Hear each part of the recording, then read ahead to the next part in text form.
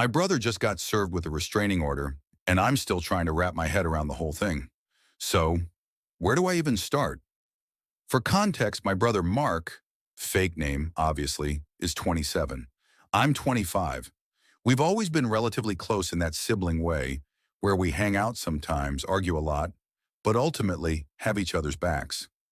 At least, I thought we did. About 2 months ago, Mark started talking about this new friend group he'd been hanging out with. He mentioned one person in particular, Sophie, who he said was basically his new best friend. I never met Sophie, but he'd drop her name into every conversation.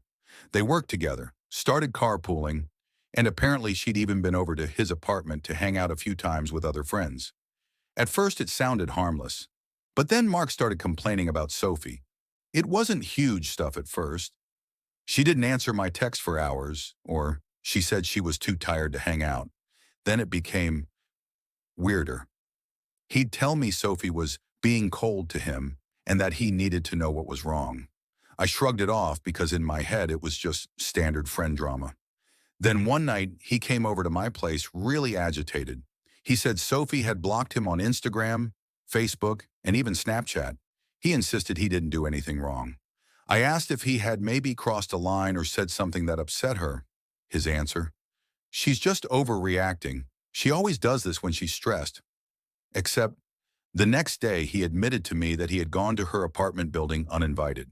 Apparently she hadn't been answering his calls or texts for a few days, so he just wanted to check on her. He knew her unit number from a previous group hangout and went up to knock on her door. She didn't answer, but he swears he could hear someone moving inside. He kept knocking for several minutes, called her name, and even waited in his car outside the building for a little bit to see if she came out. I told him flat out, "That's creepy, Mark. You can't do that. If she doesn't want to talk, you have to respect that." He got defensive, said I was taking her side, and stormed out. Fast forward to last week, he gets a knock on his door. It's a process server with a temporary restraining order. I was literally there when it happened. The guy hands him the paperwork and leaves, and my brother's face goes pale like he just saw a ghost. The order said Sophie was alleging harassment and stalking, and it included a long statement. Multiple uninvited visits to her apartment, showing up at her workplace when he wasn't scheduled to be there. Sending over 50 text messages in 1 week after being told to stop contacting her, following her car home twice. Leaving a note on her windshield after being blocked everywhere. When I read the list, I was honestly shocked. Not because it didn't sound like him, but because I could picture him doing all of that when he's fixated on someone.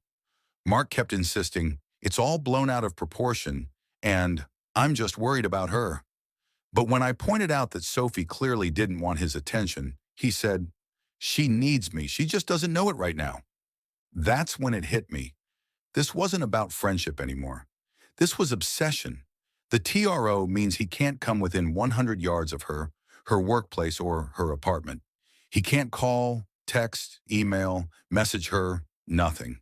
And there's a court date in 2 weeks to see if it becomes a permanent restraining order.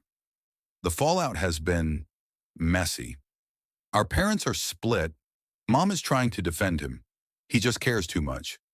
But Dad is furious and says Mark needs therapy ASAP. I've been trying to stay neutral, but I'm honestly leaning towards Sophie's side. I can't imagine how scary it must have been for her to deal with all that. The worst part? Mark keeps talking about how to get around the order. He's Googling things like, can I still talk to her if it's through a mutual friend? And what if I run into her by accident? I've told him point blank, if you break this, you could get arrested. He waves it off like I'm being dramatic. I'm worried this is going to end badly, either legally or with someone getting hurt. And honestly, it's hard to see my own brother as the person who's in the wrong. But here we are.